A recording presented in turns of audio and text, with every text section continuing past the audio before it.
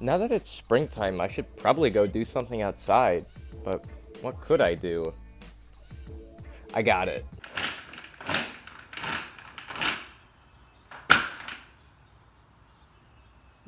I've been playing a decent amount of Tony Hawk Remastered recently, and when I say recently, I mean I haven't touched this game in literal months.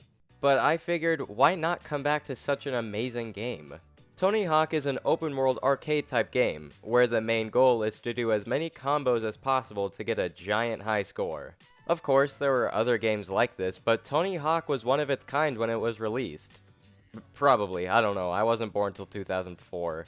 The original release on the PlayStation and Nintendo 64 had you playing each level, grabbing collectibles, and reaching certain goals to move on to the next level and do it over again. On paper, that sounds like it would get repetitive, but each map is laid out in a completely different way, with each collectible in different locations. With all the maps being unique, there's many different combo opportunities, which means you can rack up points in so many new and cool ways. And the OST had so many great songs, like Superman by Goldfinger, New Girl by the, Unalive Machines, and plenty others. While the game did have some flaws, it was just a great game overall. So in late March 2021, Activision released a full remake of Tony Hawk 1 and 2. So I was doing some research on Tony Hawk 1 plus 2, and I see that the game released March 26, 2021, and when I started writing the script, it's March 25th, 2023. So I didn't even mean to do that. I didn't mean to, like, get close to the anniversary, but I think that's really cool. That was a complete accident, but I think that's really funny anyway. And this wasn't even a poorly made remake either. All the maps feel fun and open, and they even improved on the gameplay as well. So when you start up the game, you have different modes to pick from. For now, we'll start off with Skate Tours. In Skate Tours, you can replay the classic Tony Hawk 1 and 2 levels. The way you unlock new levels is structured the same way, too. You still have to do things like finding hidden items or do certain actions multiple times. Overall, it's a very faithful recreation of the first two Tony Hawk games. But let's say you don't want to spend your time finding all the collectibles or reaching a combo score just to move on to the next level. You're in luck because there's a separate mode called Ranked and Free Skate which lets you roam around any map you want for however long you want. You don't even have to unlock a map beforehand to play it in this mode. All the maps are available right from the start, and I really appreciate that since personally I like to just mess around and free skate most of the time. The next great feature is the Create a Park mode. This is one of my favorite modes in the game since it contains plenty of tools to make whatever kind of level you want. This mode is like the Super Mario Maker of Tony Hawk. Even if you don't feel like creating your own skate park, you can load up a pre-made park or play someone else's that they've uploaded. So there will never be a shortage of maps to play anytime soon, and you'll have plenty of options and variety to pick from.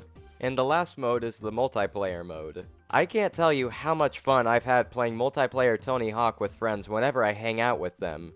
There's plenty of multiplayer modes like Combo Mambo, Trick Attack, Tag, and my personal favorite, Horse. Horse plays pretty much the exact same as you'd expect it to. One player starts a certain combo or trick score and the other player has to copy it. If you fail, you get a letter. First player to spell horse loses. Pretty simple stuff.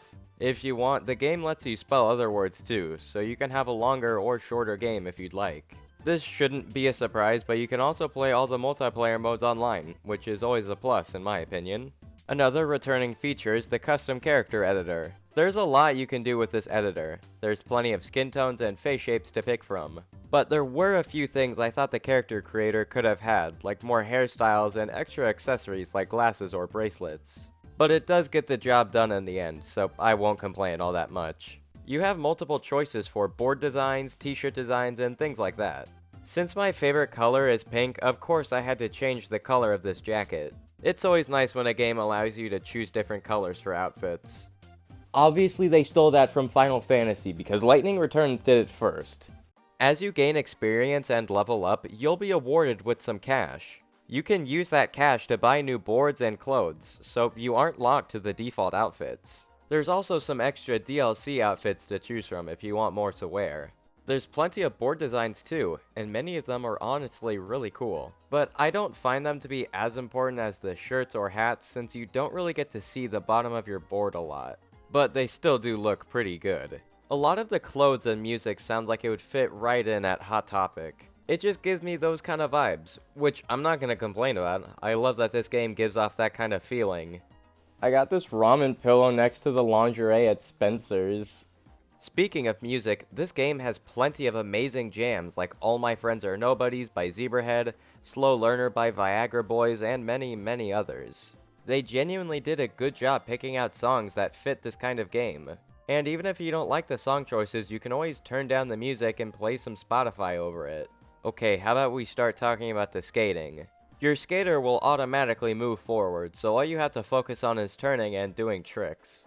And speaking of tricks, there are so many you can do. You have basic tricks like kickflips and stuff like that, but there are more impressive moves called special tricks. Special tricks require you to input a specific combo to get a huge amount of points. From my experience, they are hard to land sometimes, so I'd recommend using them after you grind a big rail or something, just so you have enough airtime to land them.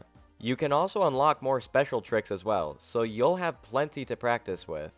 Of course, if you're anything like me, you'll be really bad at doing and landing these moves successfully. It's because my thumbs are broken, okay? By pressing X, you'll be able to do an ollie. Ollieing is really important in this game since it allows for airtime to do tricks. While you're airborne, you can do some board kicks by pressing square or hold your board by holding circle. Depending on how you tilt the left stick, you'll be able to do twists and turns in the air while you're doing a board hold.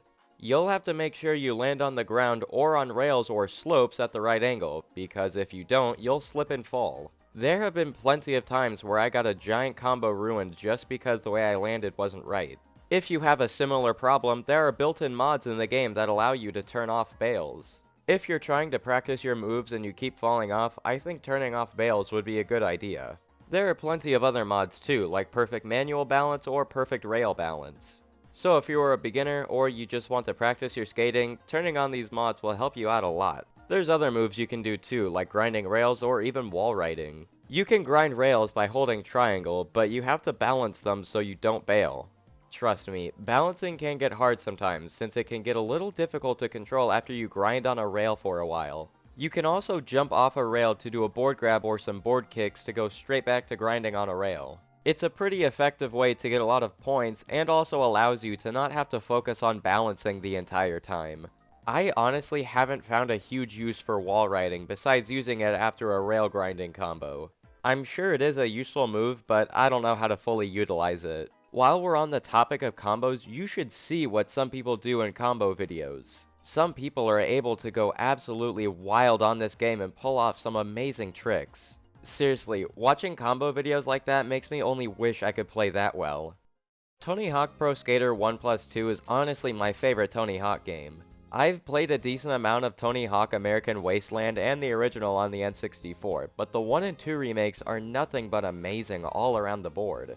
Of course, I wish the game had some actions you could do in the air or on your board similar to Skate 3, but honestly, you can't get much better than the remake of Tony Hawk 1 and 2. If you enjoy skateboarding as a hobby or any kind of skateboarding games, I'd 100% recommend this game. It has plenty of single player and multiplayer modes and maps that makes this game always entertaining to play. I really do love the Tony Hawk Pro Skater remake. It was just such a good game. And I would know about good games because I have 4 copies of 2K on the Xbox 360.